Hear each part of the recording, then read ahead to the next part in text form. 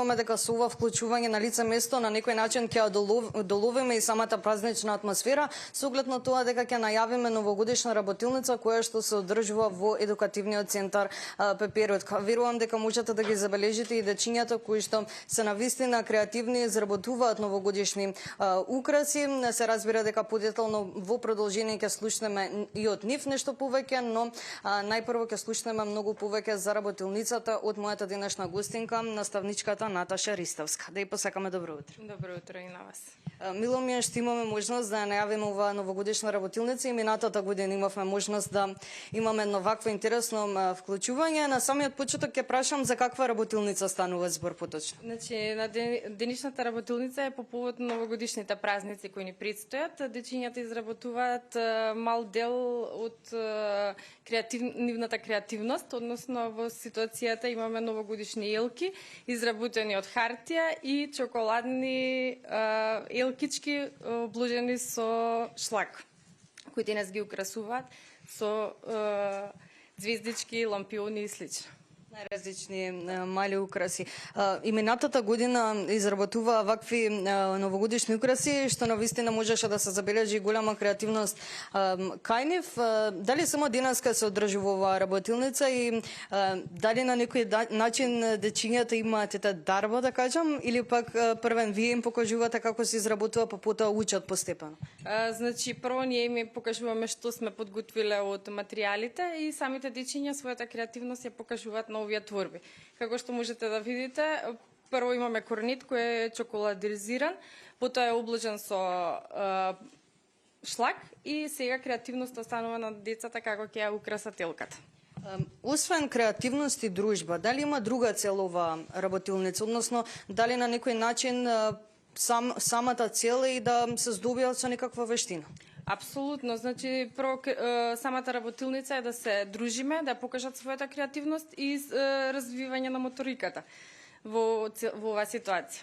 Може ли да ни кажете нешто повеќе околу самото развивање на моториката? Веруваме интересно тоа да се слуша. Да. Па има, значи, со оглед на мислам на празниците кои предстојат, правиме работилници каде што дечињата развиваат моториката со изработка на креативни идеи.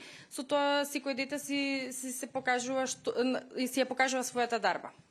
Кажете ми, какви се други работилници се одржуваат во текот на целата година, бидејќи ми напоменавте дека вообичаено за некој празник, истиот празник се одбележува со работилници. Точно така. Сега, значи, ова ни е новогодишна тема.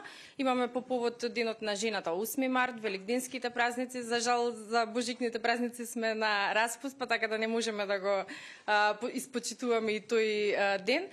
Секоја работилница, значи, ни престои на поголемите празници, каде што може дечињата да изразат својата креативност.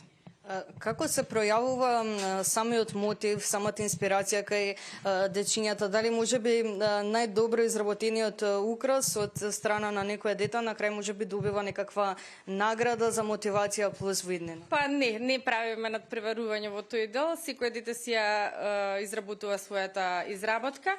А денес имаме Secret Santa и новогодишни пакетчиња за сите дечиња што се дел од центарот. Верувам дека и тоа ќе биде плюс интересно и дека ќе се радуваат. Пред самиот крај сакам и да напоменеме нешто генерално за едукативниот центар Пеперутка.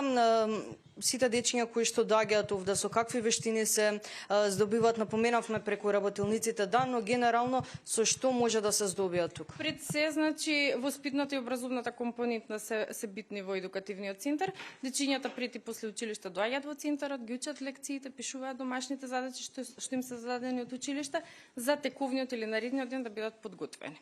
Верувам дека и работилниците се плюс за тоа. Ви благодарам многу за одвоеното време. Сега ќе продолжам со дечињата. Верувам дека тоа ќе биде и најинтересниот дел во овој разговор. Најпрво ќе ми кажете еден по еден како се викате, па потоа ќе кажеме нешто за работилницата.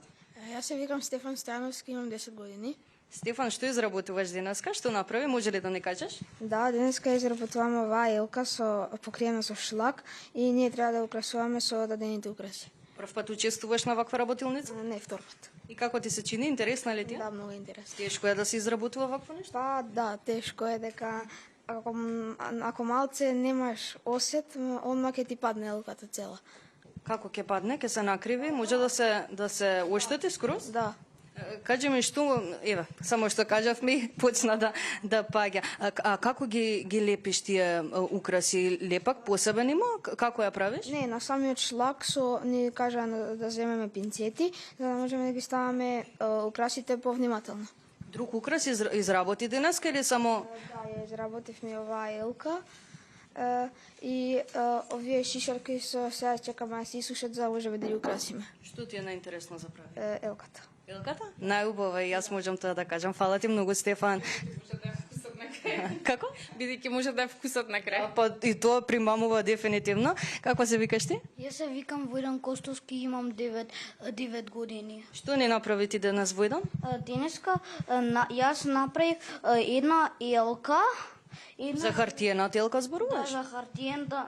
за хартиената елка и направив уште една елка и шишарка ја избои мојата шишарка ја украсив со лампиони. Што ти беше најубаво до сега што изработи? Елката. Ајде да го прашаме и уште едното дете кое што и лани не изборуваше. Што изработи денес? Јас сум Теодор Столевски, имам 9 години. Јас изработувам различни видови на елки, од елки од корнет и шлак, се до хартиени елки и многу други, кои што иако се лесни за изработка, треба да се внимава како се изработуваат. И ни кажеш ли на крај која е твојата желба за нова година? Па, јас имам многу желби за нова година, но најпрвен сакам сите од моето семејство да бидат здрави и живи. Да се надеваме дека ќе биде така и се надевам дека на сите дечни овде ќе им се исполнат новогодишните желби.